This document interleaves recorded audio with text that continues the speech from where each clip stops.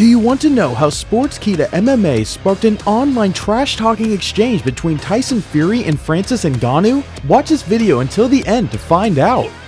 UFC 270 is just around the corner, and the baddest man on the planet, UFC heavyweight champion Francis Ngannou, is set to defend his belt against the man who many believe will be his kryptonite, interim heavyweight champion Ciryl Gane. The nuclear knockout king who clubbed Curtis Blades twice, battered Biggie Boy in 20 seconds, sent Alistair Overeem straight into space, and starched Stipe Miocic to finally claim the heavyweight strap, is now looking to make a career change.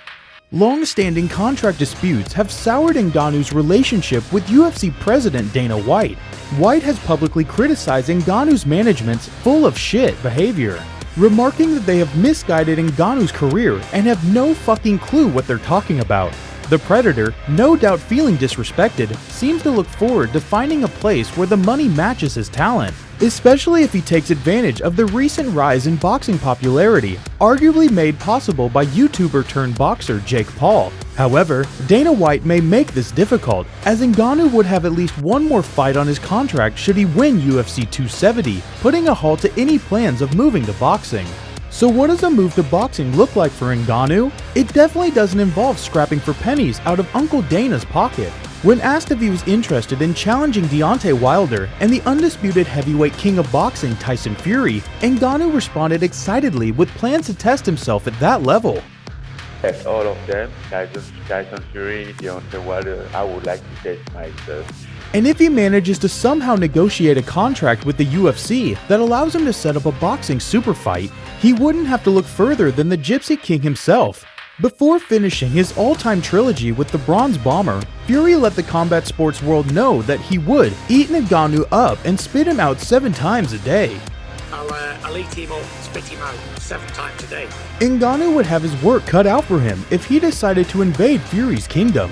As any professional combat sports athlete would agree with, MMA striking and pure boxing are two different beasts, but the Predator is just built different. Ngannou understood the difference between the two, but ultimately concluded that both MMA striking and boxing involved having a good delivery system to throw those bombs. After a disappointing first fight against Stipe and the most boring fight in UFC history against Derek Lewis, Ngannou showed the world that he could go back to the drawing board and level up, which could very well include performing at the highest level of boxing should he decide to go that route, but this would not be easy. If the hype is strong enough to create an Ngannou vs Fury matchup with the big gloves, it could potentially be the biggest crossover event in boxing history next to McGregor vs Mayweather. When has there ever been an event where a UFC heavyweight champion and a boxing heavyweight champion squared off? If Ngannou proves that he has what it takes to handle the noticeable gap in skill between he and the seemingly unbeatable Ciryl Gane, then there is no reason to doubt the Predator anymore. If he can't, there may be a slim chance he could do the same to Tyson Fury, who knows a thing or 2 or 3 about devastating punches. And we at Sportskeeda MMA know a thing or 2 about creating hype. The Gypsy King and the rest of the MMA world recently used our gorgeous graphic as a mean to call out the Predator on Twitter, guaranteeing fans that Ngannou would be paid his highest purse to get knocked out.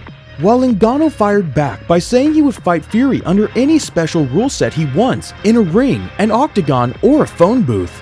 Could Francis Ngannou one day become the WBC heavyweight champion of the world? Well, of course. Look at him. He's chiseled out of indestructible Cameroonian marble.